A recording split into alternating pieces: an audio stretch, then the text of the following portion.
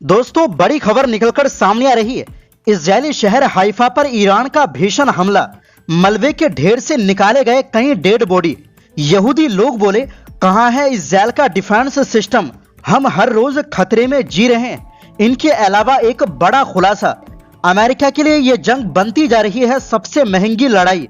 अरबों डॉलर का नुकसान, महंगे फाइटर जेट और सिस्टम तबाह, सस्ते ड्रोन के सामने महंगी ताकत पर रही भारी। और इसी बीच ईरान ने अमेरिका का 15 पॉइंट वाला शांति प्रस्ताव ठुकराया, उड़ाया मजाक, होर्मुज की चाबी खो गए। साफ संदेश, दबाव में कोई फैसला नहीं होगा। उधर डोनाल्ड ट्रंप की मुश्किलें भी बढ़ती जा रही, अमेरिका में ही उन्हें हटाने की मांग तेज, ईरान को गाली देना पड़ा महंगा। और सबसे बड़ी राहत वाली खबर, ईरान ने कतर के गैस को दी हरी झंडी, दुनिया को मिल सकती है बड़ी राहत। तो बिना समय गवाए बात करते हैं खबरों की। दोस्तों, बीबीसी ने इजरायल के हाइफा में मलबे से 4 बॉडी बैग बाहर निकलते देखे हैं। ये उस इमारत के रहने वाले लोग थे जिस पर रविवार रात एक ईरानी मिसाइल गिरी थी। सुरक्षा अधिकारियों ने बताया कि विस्फोटक गिरने के बाद फटा नहीं था और जब बचाव दल के लोग वहां पहुंचे तब भी वो फटा नहीं था, जिससे तलाशी का काम और मुश्किल हो गया। खबरों के मुताबिक तलाशी दलों को अंदर फंसे 4 लोगों तक पहुंचने के लिए पास की एक इमारत की कंक्रीट में सुरंग बनानी पड़ी। हमले वाली जगह के ठीक सामने वाली इमारत में रहने वाले मोर बारेल ने कहा, इजरायल की कई स्तरीय हवाई सुरक्षा होने के बावजूद ईरानी हमलों के खतरे के साथ जीना हर रोज रशियन रूलेट खेलने जैसा लगता है।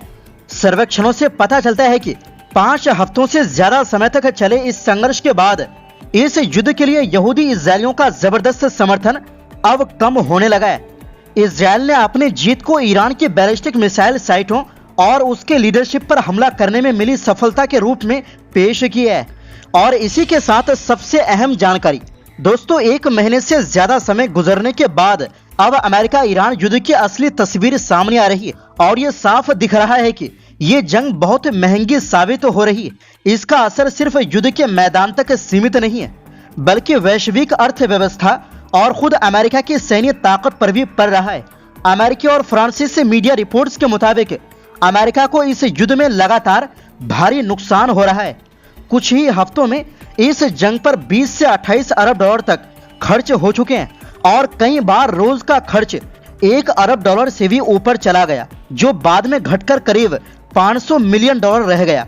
सबसे बड़ा झटका तब लगा जब ईरान ने सऊदी अरब के प्रिंस सुल्तान एयरबेस पर हमला कर एक अत्याधुनिक E-3 सेंट्री अवाक्स विमान को नष्ट कर दिया, जिसकी कीमत करीब 500 मिलियन डॉलर बताई जा रही है और इसे बदलने में लगभग 1 अरब डॉलर तक लग सकते हैं। इसके अलावा अमेरिकी वायुसेना को कई बड़े नुकसान हुए। रिपोर्ट के अनुसार अमेरिका ने 4 F-15 स्ट्राइक ईगल लड़ाकू विमान खो दिए, जिनमें से 3 अपने फ्रेंडली फायर में और एक ईरानी हमले में गिरा। हर एक की कीमत करीब 90 मिलियन डॉलर है। इसी तरह 4 KC-135 एयर रिफ्यूलिंग विमान भी खो गए, जिनमें से एक हादसे में क्रैश हुआ और बाकी को नुकसान पहुंचा। इनकी कीमत भी करीब 80 मिलियन डॉलर प्रति विमान है। युद्ध में अमेरिका के लिए एक और बड़ी मुसीबत सामने आई, कम खर्च वाले ईरानी ड्रोन और महंगे अमेरिकी मिसाइल सिस्टम का टकराव। ईरान के ड्रोन की कीमत सिर्फ 20 से 50 हजार डॉलर होती है, जबकि उन्हें गिराने वाले अमेरिकी मिसाइल की कीमत 3 से 4 मिलियन डॉलर तक होती है। यानी अमेरिका हर बार कहीं ज्यादा खर्च कर रहा है। रिपोर्ट्स के मुताबिक अप्रैल के अंत तक इस युद्ध की कुल लागत 47 अरब डॉलर तक पहुंच सकती है। हाल ही में एक अमेरिकी पायलट को बचाने के मिशन पर करीब 300 मिलियन डॉलर खर्च हुए, जिसमें C-130 हरक्यूलिस जैसे महंगे विमान नष्ट हो गए, जिनकी कीमत 100 मिलियन डॉलर से ज्यादा होती है। इसके अलावा A-10 वार्थोग फाइटर जेट क्रैश हुआ, एक ब्लैक हॉक हेलीकॉप्टर को नुकसान पहुंचा और 2 रिपर ड्रोन भी गिराए गए। ये युद्ध सिर्फ हथियारों का नुकसान नहीं कर रहा, बल्कि लंबे समय का आर्थिक बोझ भी बढ़ा रहा है। घायल सैनिकों के इलाज और अन्य अप्रत्यक्ष खर्च अरबों डॉलर तक जा सकते हैं। रिपोर्ट्स के मुताबिक अमेरिका के टॉम हॉक मिसाइल और पैट्रियट जैसे एडवांस हथियारों का स्टॉक भी तेजी से कम हो रहा है, जिससे उसकी दूसरी जगहों पर तैयारी कमजोर पड़ सकती है वहीं इस युद्ध का असर वैश्विक अर्थव्यवस्था पर भी पड़ रहा है। ऊर्जा और खाद की कीमतें बढ़ रही है, जिससे मंदी का खतरा बढ़ गया है। अमेरिका के अंदर भी इस युद्ध का विरोध बढ़ रहा है, जहां कई लोग इसे चुना हुआ युद्ध बता रहे हैं और मानते हैं कि इससे खतरा तो बढ़ रहा है, लेकिन कोई साफ राजनीतिक समाधान नजर नहीं आ रहा। और इसी के साथ दोस्तों, ईरान ने अमेरिका के 15 पॉइंट वाले शांति प्रस्ताव को ठुकरा दिया है। ईरान ने कहा कि इस प्लान में मांगे बहुत बड़ा चढ़ाकर पेश की गई है और इसे ठीक से सोच समझकर नहीं बनाया गया।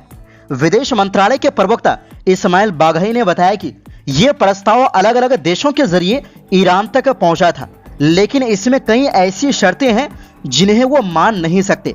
उन्होंने ये भी कहा कि ईरान ने अपनी तरफ से भी कुछ शर्तें तैयार कर ली है, जिन्हें सही समय आने पर बताया जाएगा। बाघई ने साफ किया कि किसी प्रस्ताव पर जवाब देना कमजोरी नहीं होती, बल्कि ये बातचीत का सामान्य हिस्सा है। ईरान ने दोहराया कि वो किसी भी दबाव में आकर फैसला नहीं करेगा और जो भी निर्णय होगा वो सिर्फ देश के हित को ध्यान में रखकर ही लिया जाएगा। इस बीच दक्षिण अफ्रीका में मौजूद ईरानी दूतावास ने डोनाल्ड ट्रंप पर तंज करते हुए कहा कि होर्मुज स्ट्रेट की चाबी फूलदान के नीचे है, दोस्तों के लिए रास्ता खुला है। दरअसल ट्रंप ने ईरान को अल्टीमेटम दिया है कि वो इस समुद्री रास्ते को तुरंत खोल दे, नहीं तो उसे गंभीर सैन्य कार्रवाई का सामना करना पड़ेगा। उसके पावर प्लांट और पुलों पर हमला होगा, ईरान को नरक बना दिया जाएगा।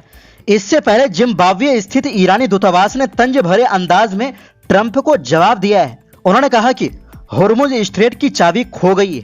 और इसी बीच दोस्तों, ईरान के खिलाफ आपत्तिजनक बयान देकर अमेरिकी राष्ट्रपति डोनाल्ड ट्रंप अब बड़ी मुश्किल में फंसते नजर आ रहे हैं। अमेरिका में विपक्षी नेताओं ने उनके खिलाफ 25वें संशोधन के तहत कार्रवाई की मांग तेज कर दी। कम से कम 5 सांसदों का कहना है कि ट्रंप अपने कर्तव्यों को सही तरीके से निभाने में अक्षम है, इसलिए उन्हें पद से हटाना जरूरी है। 4 अप्रैल को ट्रंप ने एक पोस्ट में ईरान को लेकर विवादित भाषा का इस्तेमाल किया, जिसके बाद विपक्ष भड़क गया। बेका बालिंट ने कहा कि अगर ऐसा बयान बराक ओबामा या जो बाइडेन ने दिया होता तो उन्हें हटाने की मांग होती। वहीं क्रिस मर्फी ने कहा कि अगर वो सरकार में होते तो 25वें संशोधन को लागू करने की बात करते। यास्मीन अंसारी ने ट्रंप को खतरनाक बताते हुए कहा कि उनकी वजह से पूरी दुनिया खतरे में है। मेलानी स्टान्स बेरी ने भी कहा कि अब कार्रवाई का समय आ गया है। दरअसल ये कानून उस स्थिति के लिए है जब राष्ट्रपति अपने पद के काम करने में सक्षम ना रहे। इसमें कैबिनेट प्रस्ताव लाती है और उपराष्ट्रपति कार्यभार संभाल लेते हैं। अगर राष्ट्रपति इसका विरोध करते हैं तो मामला संसद में जाता है, जहां सीनेट और कांग्रेस के 2 से 3 सदस्य समर्थन करे तो राष्ट्रपति को हटाया जा सकता है। इस बीच ईरान जंग के बीच गैस सप्लाई को लेकर पूरी दुनिया को बड़ी राहत मिल सकती है। दरअसल युद्ध के बीच पहली बार होर्मुज से कतर के 2 जहाजों को गुजरने की हरी झंडी मिली है। IRGC ने कतर के जहाजों को ये हरी झंडी तेहरान और दोहा के बीच हुए एक डील के बाद दी है। कतर के ये 2 जहाज LNG लेकर होर्मुज से गुजरेंगे। कतर के जहाजों को हरी झंडी मिलने का मतलब है पूरी दुनिया में गैस की किल्लत अब नहीं होगी।